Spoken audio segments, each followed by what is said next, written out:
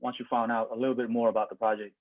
Like, first of all, what do you think about it, and how does that relate to, your father, who is um, one of them, right? I think it's beautiful. I mean, I think what you were doing is kind of like in memory of individuals, like some that may have passed or some that are gonna pass one day. But how can we like archive it? Like, everybody has a unique, different story. It always starts with like what I've looked at least one young lady. I only watched a few because I watched the young lady because the video captured my attention, and then I know Soup because I met him. He's in Long Beach. Our father or our parents that went through the genocide, they tried to give us a good life, and now that we know that their time is coming, like how can we celebrate their story? Because usually when it comes to stories of genocide or our community, it's just is that's it. But then our parents are more than that. Like for me, what I also got is like our parents, especially my dad, motivated me to be a better person. Recently my dad went to the hospital for his third stroke, and for me, I've always noticed that my dad was getting sick.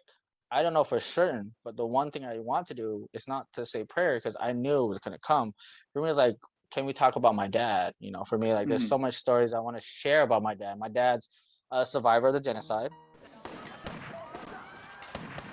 He grew up in Cambodia, somewhat close to Kapun Cham. He grew up being abandoned by his parents.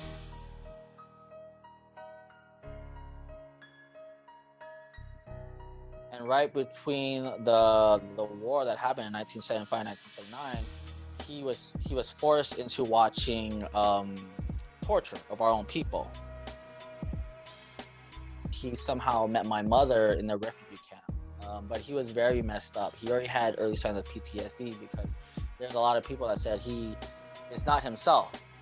So my mom always tells like, I regret being with him because his PTSD didn't stop from the refugee camp. It came into Yeah. America, and it progressed in so many different ways. Where he got addicted to smoking. Where in the '90s he was heavily in smoking to the point that he got sick because he was trying to cope with all what he saw.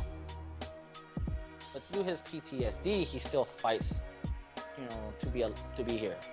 So when he gets a chance, he'll go to my celebrations at school. He'll do whatever he can to be there for me, even though he has this trauma within him. So I want to say, like, though my dad has trauma within him, he still tries to make sure I have a better life than he has.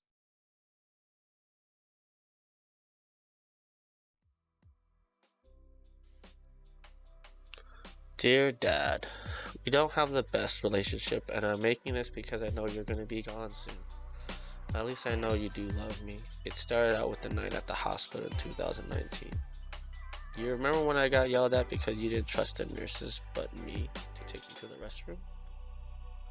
They would tell me you would never call the help button. What they didn't know is my dad's a warrior. He don't need nobody because all his life he's been alone. From your parents abandoning you when you were a child because they were drunks and gamblers, to being yelled at the Khmer Rouge as they torture their own people. You saw it all. I could never compare.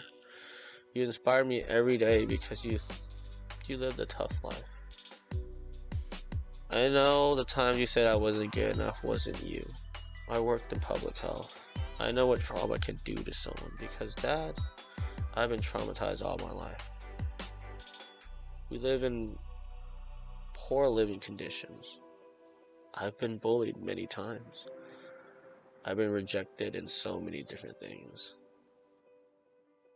This is why I write, to heal myself. I'm still processing it all. I know you don't have much time left on this earth. I am at peace with that. I finally got the thank yous at the hospital. You actually said it. I can't believe it was like that. Because remember that night? As you were stumbling in that bed, you kept on calling my name.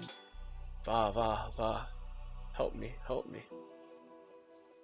You saw the nurses yell at me like, let us do the work, let us do the work. But I did it anyway because you didn't trust anyone. You looked to me in those eyes and you said, thank you. It was hard for you, I know, because you didn't want me to see you like that. And then I've had many conflicts with people because you taught me one important lesson in life. Do not trust people because the very people you love will hurt you. People don't understand why I walked out because they don't know how cruel people are to people like us.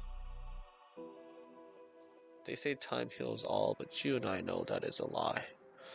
It heals parts of the wound, but people like us, there will always be stitches left uncut. You may not be here tomorrow, and that's okay, because you live longer than I expected. You have diabetes, high blood pressure, poor eyesight, multiple strokes due to the diabetes. I know you're in pain every day. I'm sure I'll make sure to continue water the plants when you are gone. I know you love that the most because that's how you learned to love me and my siblings. You had other ways to learn how to love. To show love.